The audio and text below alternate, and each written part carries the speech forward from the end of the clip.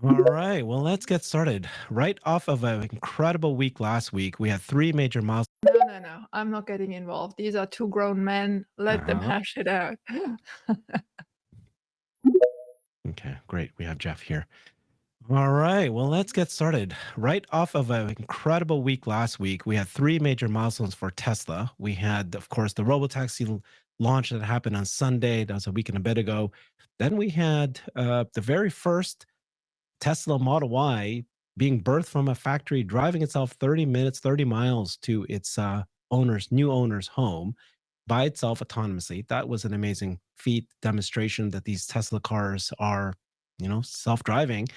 And then a big announcement that Tesla is nearing completion of an LFP battery factory. That is a big deal in many, many ways.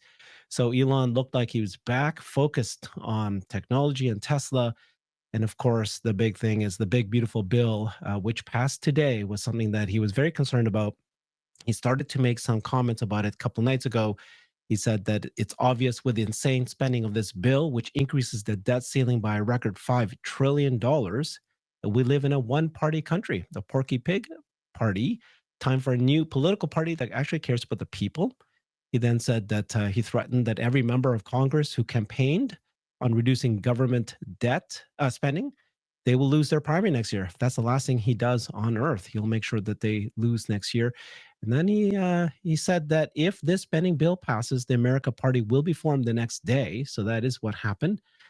And then last night, President Trump came out saying things like Elon knew long before he so strongly endorsed me for president that I was strongly against the EV mandate. Electric cars are fine, but not everyone should be forced to own one. Elon may get more subsidy than any human being in history by far. And without subsidies, Elon would probably have to close up shop, head back home to South Africa. No more rocket launches, satellites, electric car production, and our country would save a fortune. Perhaps we should have Doge take a good, hard look at this. A bit of a threat there. So this is what's happening. Let's go, guys. What do you guys think? Let's start with you, Alexandra. You said you were quiet. Have you been giving a lot of thought? Yeah, I've thought about this a lot. And just when you recited all that, doesn't it show how short shelf life of information is? I mean, it just always the latest story and all the other stories just disappear. 3 days, 4 days, not even. I mean, those of us who have been in this story for long enough remember funding secured, remember the marijuana incident on Joe Rogan, remember production hell, remember the pedo story, remember the COVID-19 controversies, remember how Elon and his companies were not appreciated for 4 years under the Biden administration, remember the Twitter overhang, remember the Elon jet, remember the Starlink and Ukraine conflict, remember what was supposed to be anti-Semitic and it was not, the Israel-Hamas misinformation, the fight with Zuki, the Taylor Swift comment, H-1B visas, lawsuits in Delaware. We all remember those. The feud with the Scottish First Minister on this Islamophobic stuff. The assassination attempt comments where he said, why didn't Biden? I'm not Mm. going there anymore. Obviously, the whole Doge couple of months, the non-Nazi salute and all the thing around it, the Trump feud now still ongoing, the Epstein comment. I think there was a Pelosi comment somewhere as well. Obviously, the fight with Sam Altman, all the protests against Tesla, the fires and all that stuff. Obviously, his private life that has been scrutinized, the horse story. I'm not even going there. The alleged drug use. I mean, it just never ends. There's never a dull day.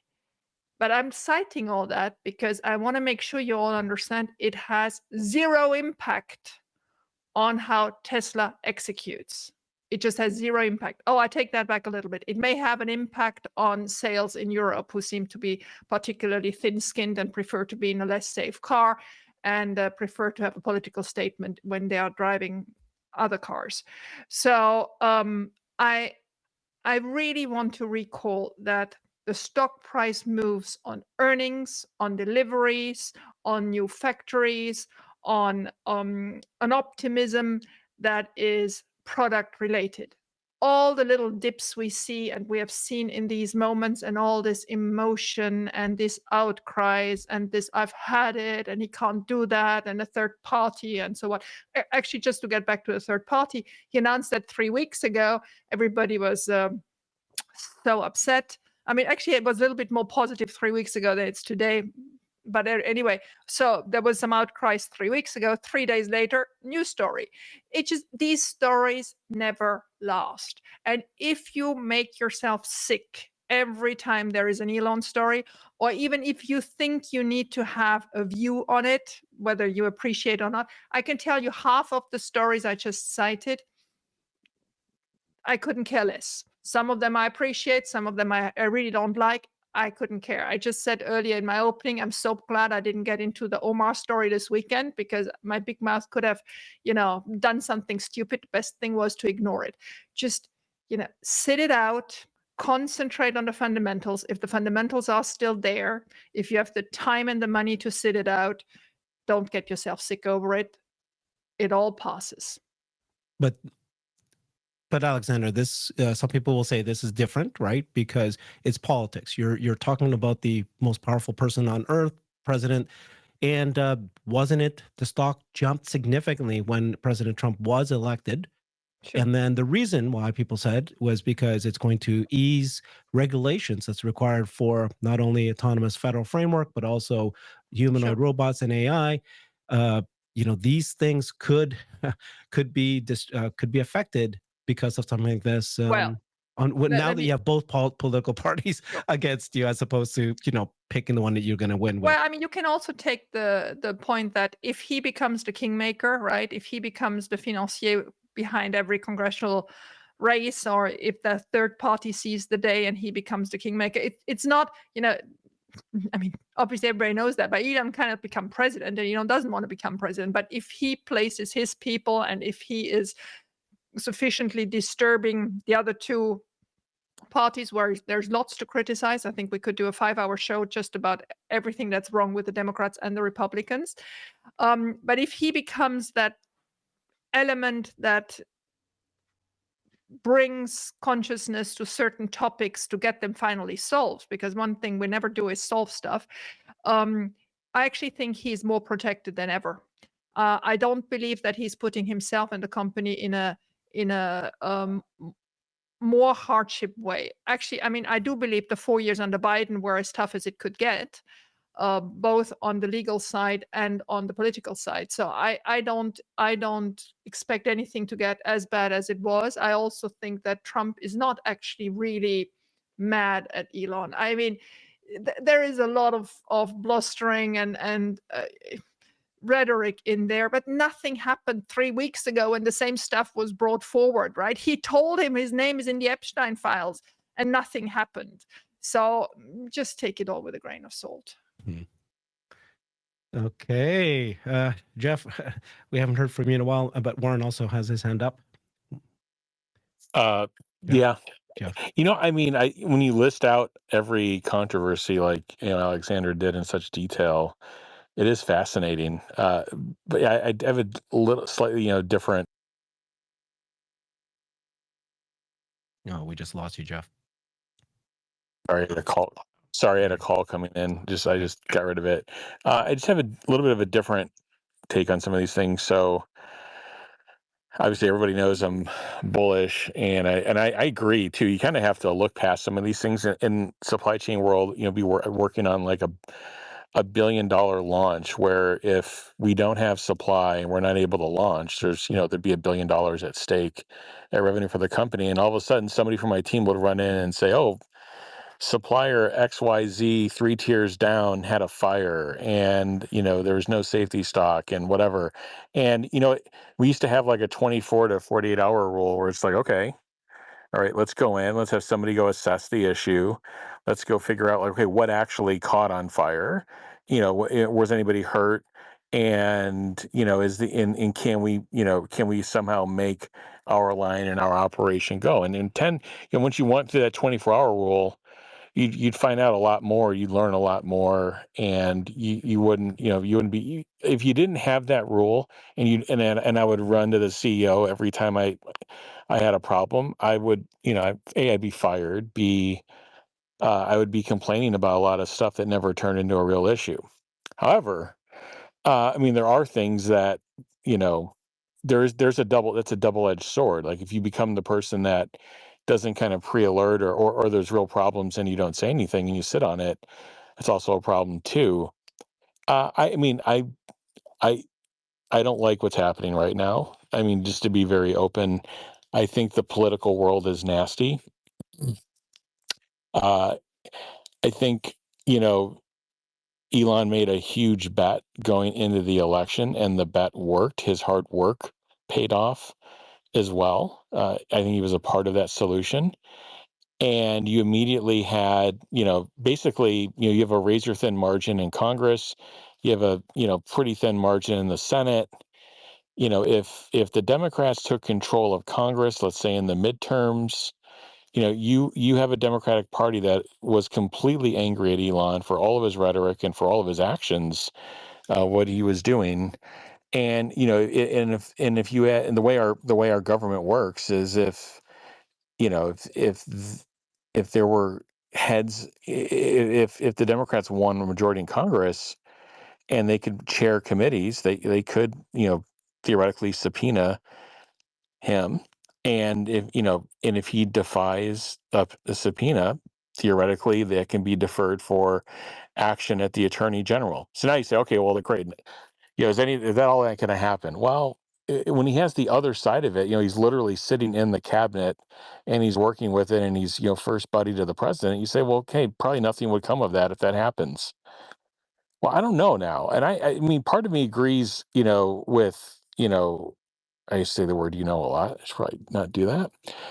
Part of me agrees with the fact that I, I do think that the president and Elon have a special relationship. I do think that they're both alpha males. They could bark at each other in public. Uh, but I actually think, though, that this is really starting to wear on the relationship. And I really actually don't know how deep and how fortified it actually is.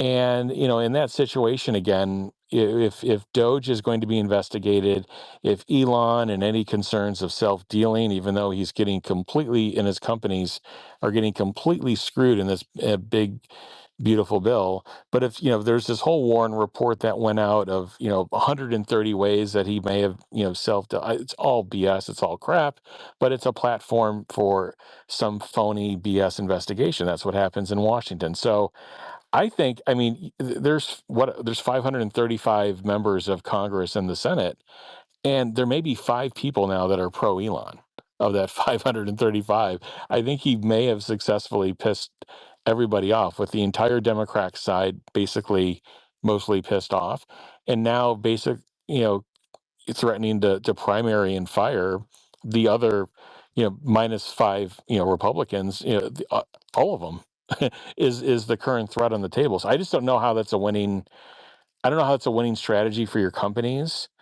I'd rather have the technical, never seen, never been done before, massive risk taking happen on, landing and catching rockets with chopsticks, on computer vision, self-driving vehicles, for $1,000 of hardware in the vehicle, going after those moonshots. I don't know. I just think it's highly inefficient for him in the political world to not only not be lobbying necessarily for the best interest of his companies, but to actually, if it's actively like, this is destructive behavior. I know there's a greater good. I know there's there's a concern about that.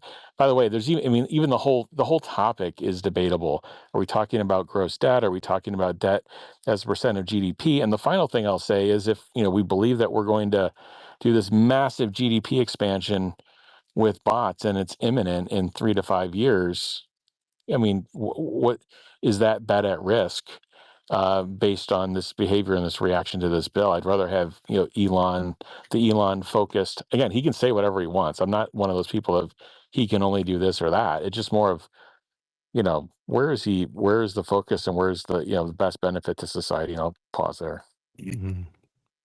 Thank you so much, Jeff. That was great. Good to hear that we both, we have Alexandra has one point of view, and you do too.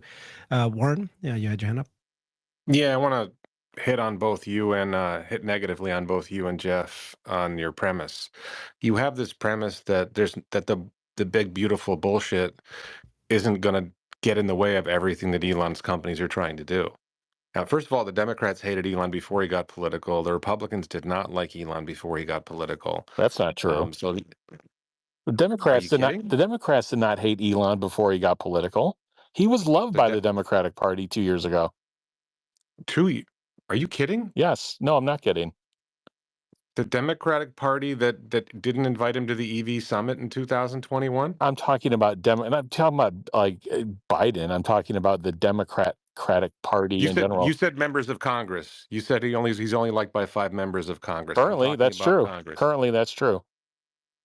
Well, Congress didn't like him before. The Republicans in Congress didn't like EVs and solar before, and the Democrats didn't like billionaires before in Congress. Debatable. So I think but the premise that Herbert started with, that all these good things are going to happen because Trump is in office, the big beautiful bullshit demonstrated that's not true. You can't get the things that Elon's companies are trying to achieve if you don't grow energy generation. You can't get the things that Elon's companies are trying to Wait, achieve if that's America not what goes I said, bankrupt. Warren. Yeah. You What I, said no, having an administration that's favorable yeah, to the things that Elon's companies are trying to achieve, and yeah. we've demonstrated now before Elon criticized Trump that the Republican Party and Donald Trump's administration are pursuing policies that are negative Yeah. towards Elon's companies and their missions. Yeah, I was referring to when Trump was elected, the stock skyrocketed because people thought that that was going to be favorable to Right, but Tesla and Elon. Elon getting angry about the big beautiful bullshit is not the cause of the change in government. The prospect of government being better for the missions that Elon's companies are trying to achieve. Right. The problem is that the big beautiful bullshit signals that no, the Trump administration and the Republican Congress are opposed Yes. to the things that not only Elon's companies need, but if you want to develop AI in the United States, you need AI data centers, which need a lot of electricity generation. And if you're opposing the development of the one path that will actually deliver massive growth in electricity generation, then we don't have what we need to go forward. And if you're going to add $5 trillion to the debt now, and how much are you going to add later? America fails. If America fails, everything goes down. Maybe people think, you know what, America can go bankrupt and Elon's companies will be fine and my stock will go up. I don't think that's a very wise approach to long-term investing and to being a citizen of the United States of How are America. Elon's tweets preventing the country from going bankrupt? I don't think it's Elon's tweets that might prevent the country from going bankrupt. It's that if Elon is active in politics and succeeds, you can argue. People will say that 2024 turned out to be a failure because of what's happening now. Well, 3 Falcon 1 rockets failed, and Elon learned from that, and the team learned from that. And 2024 was a learning experience. That's Gen 1 Elon political. Gen 2 Elon political will be the 2026 elections. It's not what happens this week in politics. It's not what he tweets this week and post, by the way, not tweet. It's what happens in 2026. It's what happens in 2028. The impact of Elon's actions are not driven by what happens this week. There was what happens in the 2026 midterm election, what happens in the 2028 election. I agree with that, Warren. I was just going to say is, I mean, it's some of it can be like approach, some of it. I mean, in general, I mean, I agree with like his feedback. I agree with his feedback on the bill. It could have been something like even the stuff 3 weeks ago. It could have been like, I don't like this, and see you November 2026. And I think everybody would have gotten the message. The guy has a lot of money, and he's not happy about it, and move on. But it's the Epstein stuff, and now it's this, and it's just like, all right. It seems like a huge, starting in another political party, very low risk, by the way, very low risk of failure for this big beautiful bill. I mean, we'll see what the House does with it, but very low risk of this failing. I just don't think it was a good political bet, even in the politics world. But we'll see how it plays out. I agree with you. Like what he posts, it doesn't affect what happens 2 years from now. I am a bit concerned about the ability to influence cabinet members still. I mean, I hope that influence is still there. But if you're Sean Duffy, are you going to take this national autonomous proposal and run with it this week to the president, or run with it to Congress? I don't know. It certainly seems like things like that could be at greater risk, but maybe not, and maybe it blows over in a couple of weeks, like Alexandra said, and she's right on a lot of those things. They all blew over. The question is one day something not going to blow over, and are these the right calculated risks or not to be taking? The special interests that are behind the big beautiful bullshit are also the special interests that will get in the way of robotaxi. If you believe, it's a That's question true. of whether you believe. Do you believe Jack Rickard? Jack Rickard said that the oil interests, especially the fossil fuel interests, right? They make $1 trillion or $2 trillion a year over slowing EVs, right? So they'll spend hundreds of billions of dollars a year to slow EVs. And if you are trying to figure out why is Congress doing this, it's because they're being paid, and they're being paid more than Elon can pay them off. Elon can't buy Congress as much as the Saudis and Qatar and Exxon or whatever. The oil interests and all the other special interests. I They think you're actually do right. everything. So why do it? So I would say that Elon probably thinks he has a 10% chance of success, and we know how well he does when he thinks he has a 10% chance of success in the long run. Yeah. I like his chances I like his 10% chances in tech better than his 10% chances in politics, but I hear your point.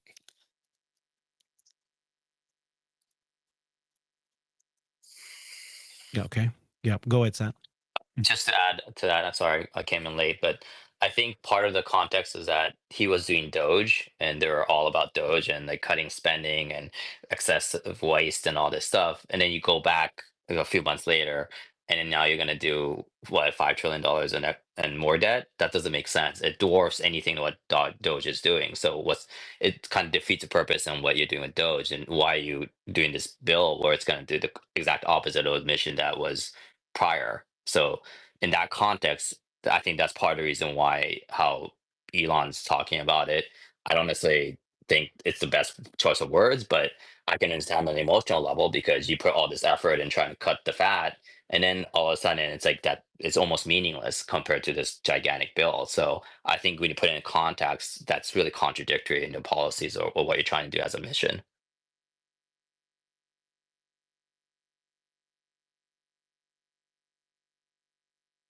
Okay. Oh, Omar, we haven't heard from you. Listen, everybody's getting heated. I don't think it matters. It feels like everyone has such a short memory, and we're just listening to a broken record all over again. Remember early June? Trump and Elon getting their blow up, the Epstein tweet, all that stuff. Everybody said, oh my God, it's the end of the world. They're going to nationalize SpaceX. Oh, self driving isn't happening anymore. No way they're letting that through. And then a few days later, it completely blew over, which nobody expected. The stock recovered. Now I'm going to let you in on a little secret. Everybody who's really angry right now, they're not actually angry about anything he said. They're angry that the stock went down.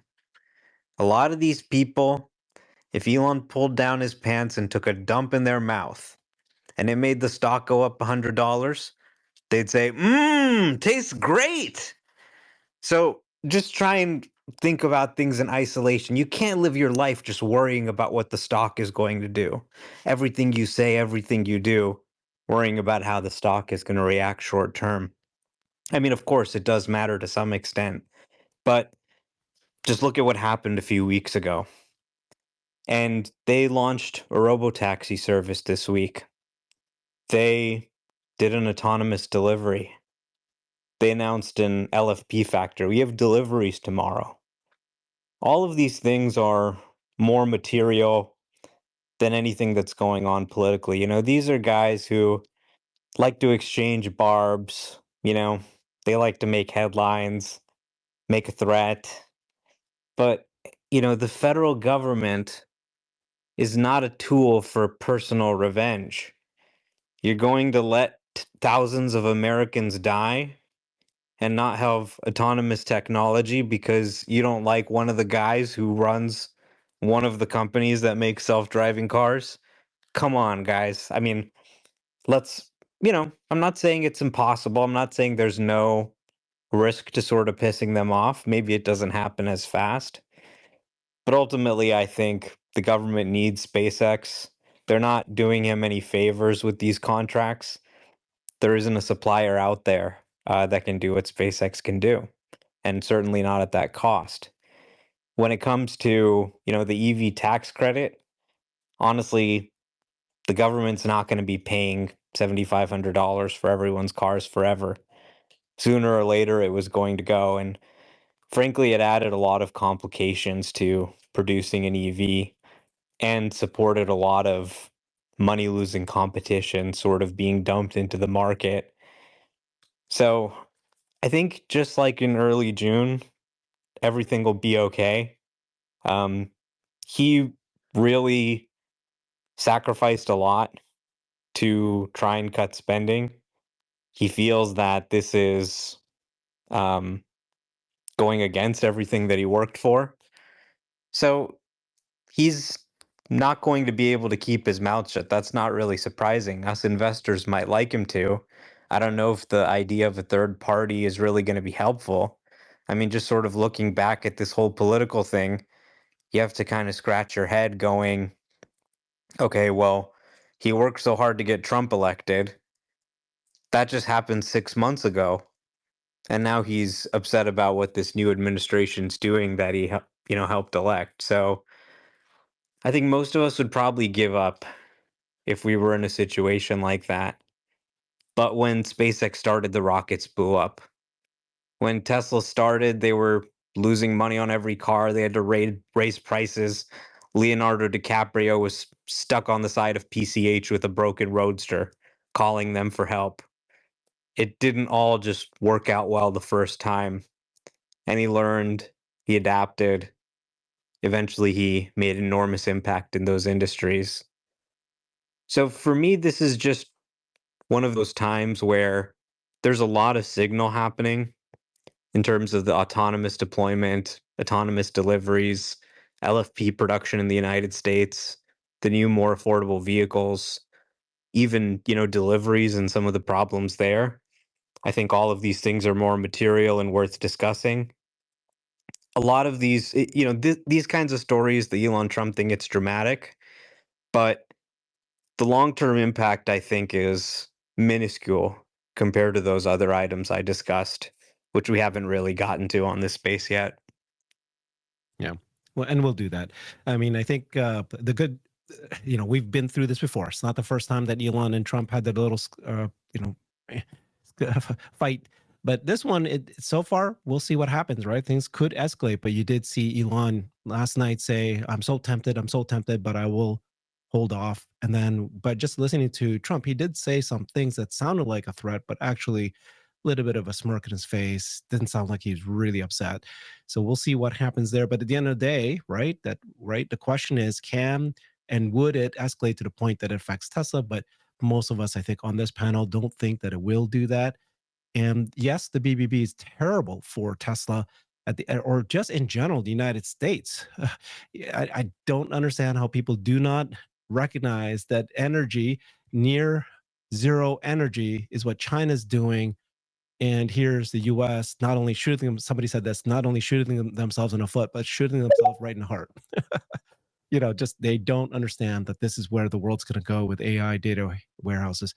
Tesla and Elon is already talking about 1 terawatt of compute power. I wonder how that might or might not be affected by this. Probably nothing. But you can see where Elon's already thinking about the future. Any last thoughts on this topic?